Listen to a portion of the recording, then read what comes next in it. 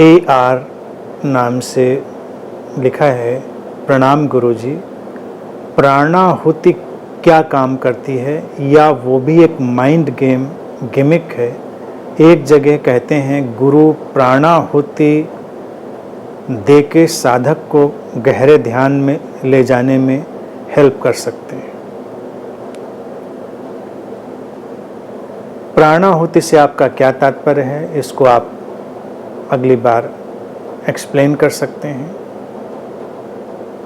तो उसको मैं विस्तार से बताऊंगा। जो मैं समझ पा रहा हूं, जिसने भी इसको कहने की कोशिश करी होगी, जो हमारी प्राण शक्ति है, प्राण ऊर्जा है, उसको कैसे बढ़ाया जाए। प्राण की आहुति, जैसे यज्ञ में आहुति डालते, शब्द का अर्थ तो यही है। बाकी जो कॉन्सेप्ट है उससे कहने वाले का क्या अभिप्राय है ये मैं नहीं जानता। तो प्राण की आहुति का एक तो देखिए अर्थ ये होता है कि जान ही दे दी किसी ने प्राणों की आहुति, लेकिन एक है कि प्राण ऊर्जा को हमने बढ़ाया। जो हमारे भीतर की वाइटैलिटी है उसको हमने किसी न किसी रूप में बढ़ाया, तो उससे साधना में गति आई। ये जो हमारे प्राणों की गति है, हमारी प्राण ऊर्जा की जो गति है, ये हमेशा हमारे भीतर के जो आत्मिक गुण हैं उनसे अलाइंड होने में, उनसे लयबद्ध होने में बढ़ती है।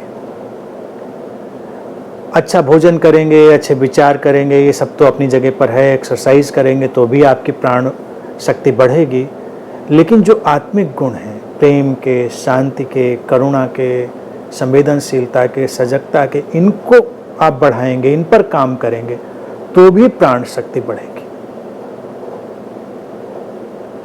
तो गुरु जो काम करता है, अगर हम कहें प्राणाहुति देकर, तो वो देता वेता कुछ नहीं। क्या देगा? यहाँ देने लेने का तो कोई विषय है नहीं, न दिया जाता न लिया जाता। गुरु तो सूरज की तरह है, उगा है आसमान में, रोशनी बिखर रही है, जिसको जो उस रोशनी का करना है वो कर रहा है। रोशनी का एक ही काम तो नहीं होता है ना। सूरज की रोशनी भी आ जाए तो उसके सैकड़ों काम हैं। सोलर एनर्जी से लेके और कुछ साफ साफ देख पाने से लेकर तमाम काम है। तो गुरु तो तटस्थ बस अपनी उपस्थिति में होता है। प्राणाहुति देना ऐसा कॉन्सेप्ट है बस केवल। मूल चीज ये है कि उसकी उपस्थिति हमारी प्राण ऊर्जा को बढ़ा देती है, हमारी वाइटैलिटी को बढ़ा देती है। जैसे कोई तुम्हारा प्रियजन तुम्हारे सामने हो, जो तुम्हें प्रिय हो, उसको देखने मात्र से तुम्हारे भीतर प्राण बढ़ जाते हैं, तुम्हारे अंदर जीवन का संचार बढ़ जाता है, जीवंतता बढ़ जाती है। कोई बहुत सुंदर चेहरा जो तुमको खींच ले, उसको देखकर तुम्हारी जीवंतता बढ़ जाती है। प्रकृति में जो भी सुंदर है उसको देखकर इसीलिए तो ज्यादा जीवंत अनुभव करते हैं, इसीलिए तो ज्यादा प्राणवान अनुभव करते हैं। जब गुरु बिना किसी शर्त के हमारे साथ होता है और सीकर को सहयोग देने के लिए वो बस उपस्थित है, ये उसकी प्रोग्रामिंग है, कंडीशनिंग है कि वो उपस्थित है सहयोग देने के लिए। और वो भरोसा करता है तुम्हारे भीतर, तुम्हारे ऊपर, तुमको निंदित नहीं करता, तुमको कम करके नहीं आंकता, तुमको अंडर एस्टिमेट नहीं करता, तो तुम ऊपर उठ जाते हो।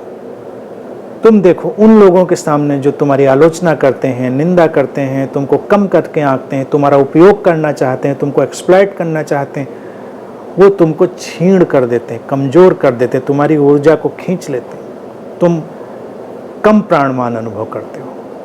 प्रेम का यही तो जादू है, जब कोई तुमसे कुछ नहीं चाहता, तुमको ऊपर उठा देता है। तो इस कॉन्सेप्ट को अगर हम इस तरह से देखें तो निश्चित ही बहुत लाभकारी है। और मैं समझता हूं जो भी कॉन्सेप्ट रहा हो उसको अपनी जगह जाने दें। ये जो बात है इस पर फोकस करें, ये ज़्यादा महत्वपूर्ण है। गुरु वही जो तुम में भरोसा करता है, जो तुम्हारी दिव्यता में, तुम्हारे बुद्धत्व में भरोसा करता है, जो तुमको अंडर एस्टिमेट नहीं करता। वो ये नहीं कहता कि तुम किस तरह के उलझनों में, किस तरह के नकारात्मकताओं में, निकृष्टताओं में भरे हुए हो। वो जानता है कि सब घटता है, सब आता है और जाता है, लेकिन हर व्यक्ति मैनिफेस्टेशन है, अभिव्यक्ति है उसी परम की, उसी परम अस्तित्व की। तो ये बात ही तुमको खींच लेती है ऊपर ना, फिर और बचा क्या। तुम देखो, स्त्री पुरुष के बीच भी प्रेम हो और कुछ भी एक दूसरे से प्रारंभ में लेना देना ना हो, और कोई किसी को देखे और उसकी निगाह उसके जीवन में मूल्य पैदा कर दे, अर्थपूर्णता पैदा कर दे, तो वो निगाह ही व्यक्ति को जीवंत बना देती है, मुर्दों में प्राण फूंक देती है। तो गुरु यही काम करता है, वो मुर्दों में भी प्राण फूंक देता है। यही प्राणाहुति उसकी तरफ से हो सकती है। इसके अलावा अगर कोई प्राणाहुति कोई सोचता है तो वो उसका अपना कॉन्सेप्ट हो सकता है, और अपने अपने कॉन्सेप्ट में सबको जीने का अधिकार है, तो इसलिए उसमें भी उलझने की ज़रूरत नहीं। मैंने अपना कॉन्सेप्ट रखा,